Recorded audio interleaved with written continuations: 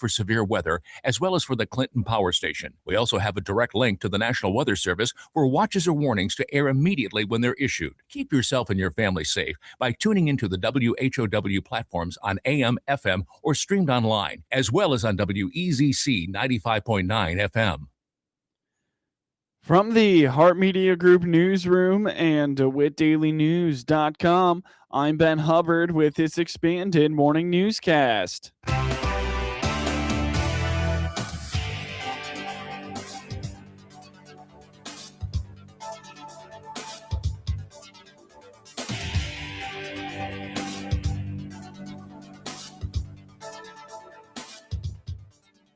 Good morning and thanks for being with us. I'm your host today, Ben Hubbard.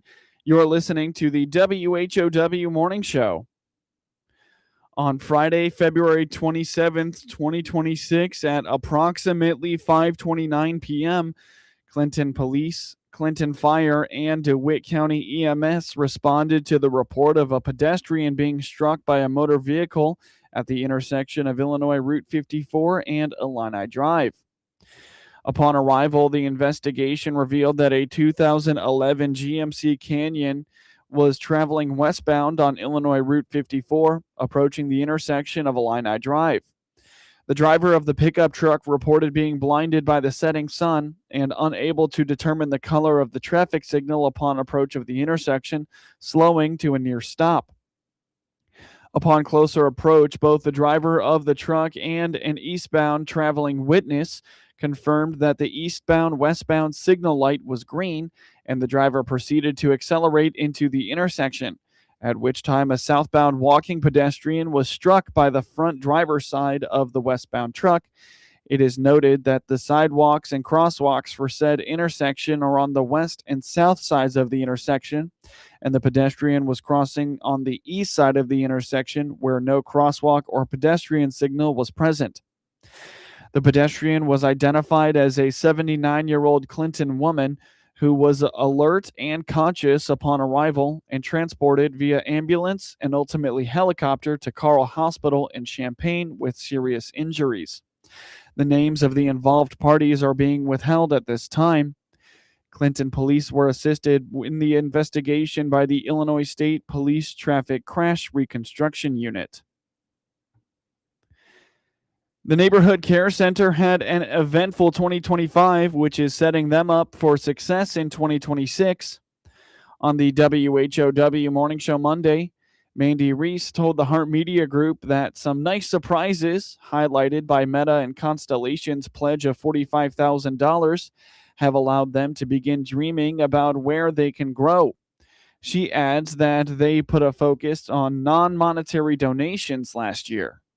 2025 was great. We had a lot of really cool things happen that were unexpected that allowed us to kind of start dreaming about what's next for Neighborhood Care Center. Because if you are in nonprofit world at all, you know how hard it is dreaming's easy, but dreaming usually requires money, and sometimes the money just isn't there to actually do the things that you'd like to see happen. And so we were really fortunate. Constellation gave us a really large gift of $45,000 back that kind of started the middle of summer, but gave it to us like September, October. And so we were able to do several projects at both our Clinton network and McLean County network with the idea of expanding our non-monetary donation capacity. And so Kelly Rempe actually shifted over into a more focused role. And so she's now our distribution center director. And so we're kind of dreaming about what does that look like? What does increased capacity mean? And what does that mean not only for Neighborhood Care Center, but for the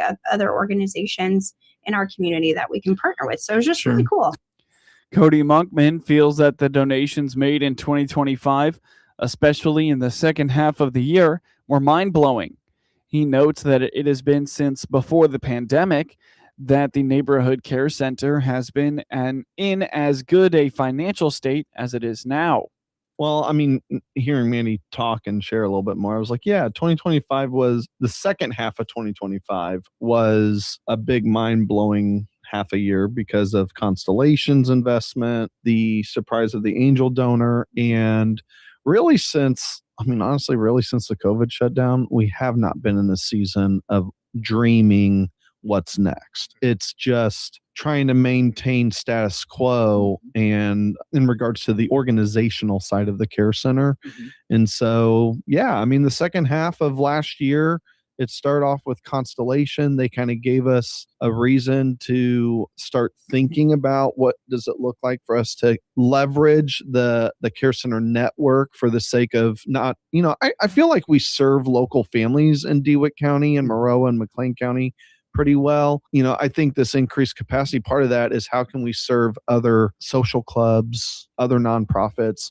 How can we support them and inspire them? Because a lot of those groups connect with specific demographics way better than what, say, Neighborhood Care Center can do. Distribution has been a big beneficiary of these funds. Monkman indicates that Kelly Rempe has shifted to a role more focused on the distribution side of the organization, which pairs with the facility updates they have completed as well. Before you can build a partnership, you got to increase your capacity to then do that. So here's what happened was Kelly Rempe slid over into a focused distribution center director role. She developed the internal processes and systems necessary within her team and the human resources with her team. And then with Constellation's investment, we improved the infrastructure of what we now refer to as the distribution center for Neighborhood Care Center, which is on the north side of the Clinton location. And now Kelly actually just got done finishing this past week her first intentional event, working with local churches and maybe a couple of social groups. But of course, we got to get more non-monetary goods. Now that we have our systems and our infrastructure set up, now it's about how can we increase those non-monetary goods to then regift them. So I think the big thing with her shifting into that role is in the past, partnerships just kind of landed in our lap a little bit with non-monetary donations. There wasn't this intentional seeking it out. And so now we're in a season of like, okay, who do we want to reach out to? How do we want to do it? And so just this past week, Kelly did an event called Stuff Our Shelves. And so she reached out to several local churches and was just like, hey, we're trying this thing. Would you be willing to kind of experiment with us? And so gave grocery bags to each of the churches with a wish list attached to it and was like, hey, February 26th from 4 to 6 p.m. is the drop off. And so encouraging people to drop off. Plus we had those organizations volunteer with us to intake the donations and organize it. And it was really cool. To learn more about the Neighborhood Care Center, whether in Clinton or McLean County, visit neighborhoodcarecenter.net or find the organization on Facebook. The DeWitt County Development Council has announced its latest cycle of grants for local small businesses. On the WHOW Morning Show Monday, DCDC Executive Director Kurt Homan told the Hart Media Group that while they do not have exact dates yet, they are looking to give between $15,000 and $17,500 to local businesses. He reminds that how much you receive depends on what the funds will be used for. While we're still working on exact dates, I will give you a few details. It's coming up very quickly. We're looking at $15,000 to $17,500 in grants this cycle. And again, those go to small business. They're small business grants located, the business is located within DeWitt County. And it's one of our very popular programs. And who doesn't love free money, right? Typically, it's very typical of our other grants we've done in the past. The requests typically are for items that will help improve the functionality of the business. So that could be new equipment, it could be software, it could be marketing, it could be a whole host of things. But ultimately what the business owner needs to be able to do is to tell us why these funds would be beneficial and how they'll improve their business or make their business better for them or for the community. Homan explains that they often try to keep the scope of these grants wide so as not to box any business owners in or prevent them from applying. He notes that many of Clinton's businesses on the square have benefited from this grant cycle in the past. we don't want to narrow anyone's ideas down.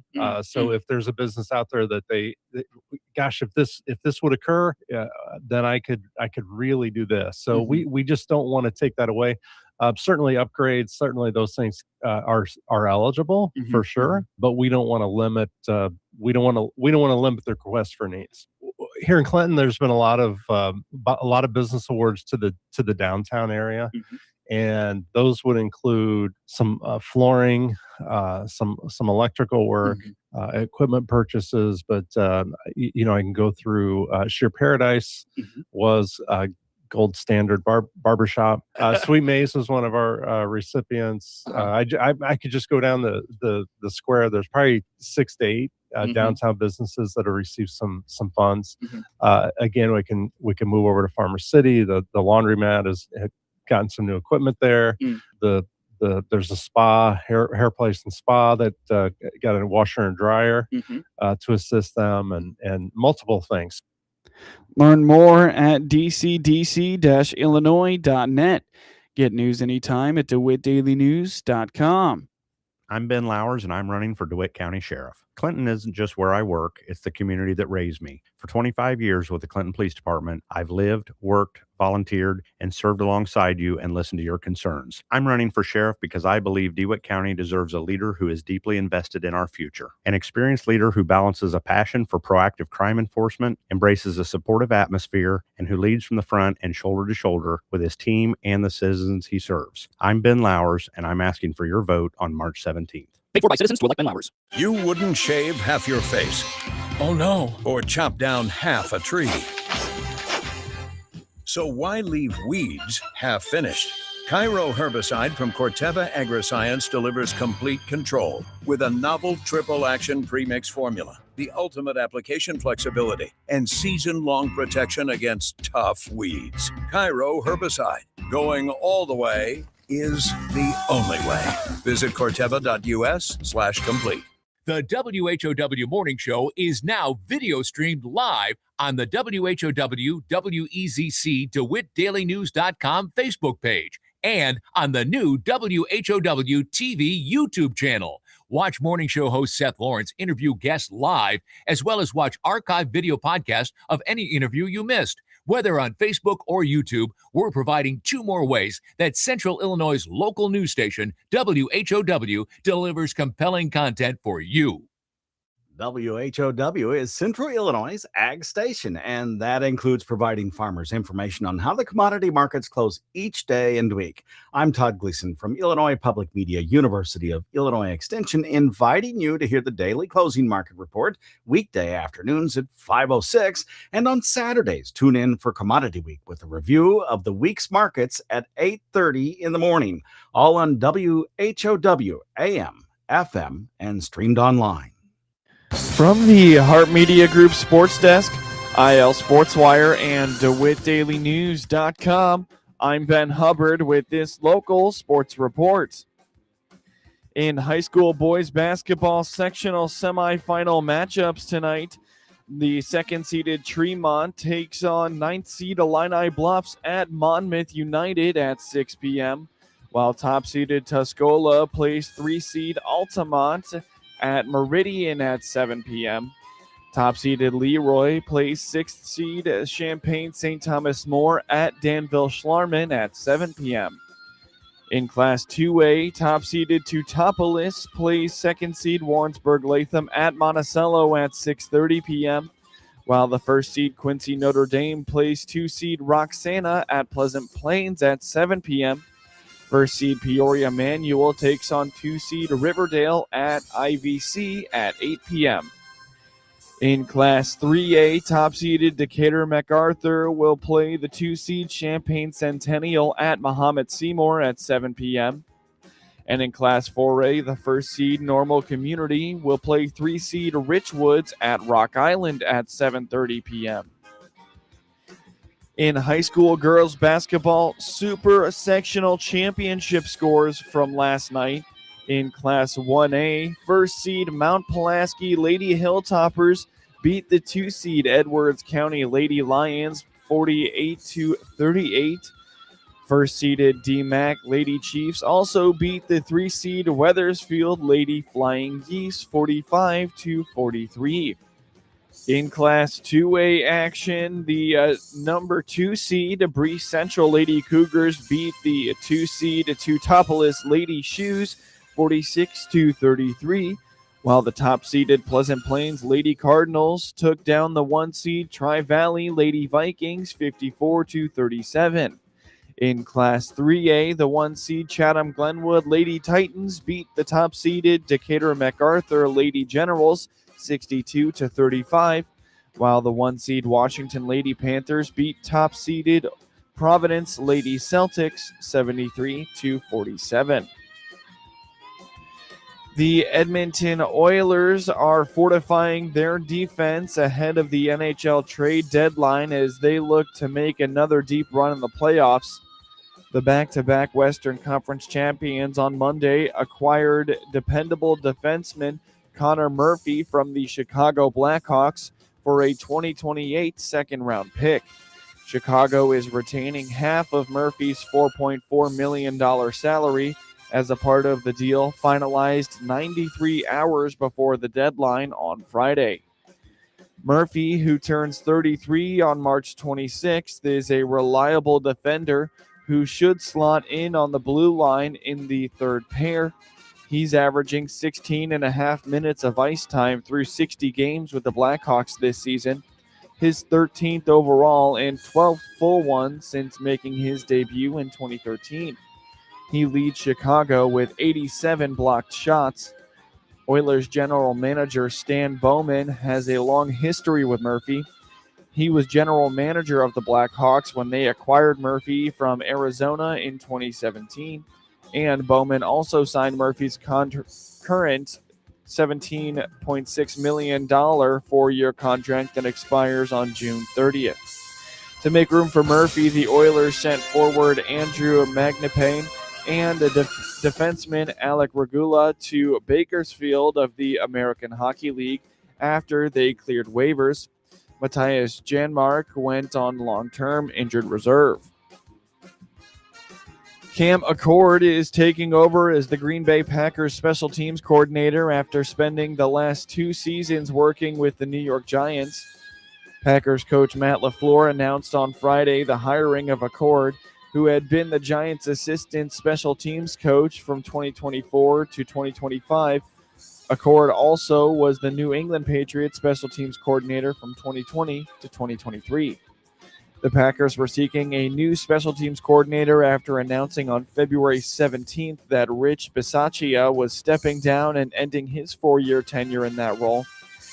Green Bay has a history of special team struggles that preceded LaFleur's arrival in 2019. Bisaccia was Green Bay's 3rd special teams coordinator in as many years when he was hired in 2022. Special teams problems led to Green Bay's early exit from the playoffs. With the NFC North lead at stake, the Packers fell to 22-16 in overtime at Chicago on December 20th after the Bears recovered an onside kick to set up the tying touchdown late in the fourth quarter. Brandon McManus went 0 for 2 on field goal attempts and missed an extra point in the Packers' 31-27 NFC wildcard playoff loss at Chicago. Green Bay does have one of the league's best punters. Daniel Wellen is coming off a season in which he became the first Packer to lead the NFL in gross punting average since the 1970 AFL-NFL merger. In scores from around the NBA last night, the Houston Rockets beat the Washington Wizards 123-118, while the Boston Celtics took down the Milwaukee Bucks 108-81. The Denver Nuggets beat the Utah Jazz 128-125, and the LA Clippers beat the Golden State Warriors 114-101. In NCAA men's basketball action last night, the top-ranked Duke beat North Carolina State 93-64, while second-ranked Arizona took down the 6th-ranked Iowa State 73-57.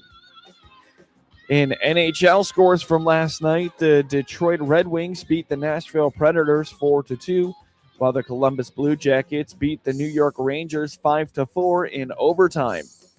In a shootout victory, the Philadelphia Flyers over the Toronto Maple Leafs 3-2, while the Seattle Kraken beat the Carolina Hurricanes 2-1. The Dallas Stars romped the Vancouver Canucks 6-1, while the Colorado Avalanche beat the LA Kings 4-2. Get highlights of your local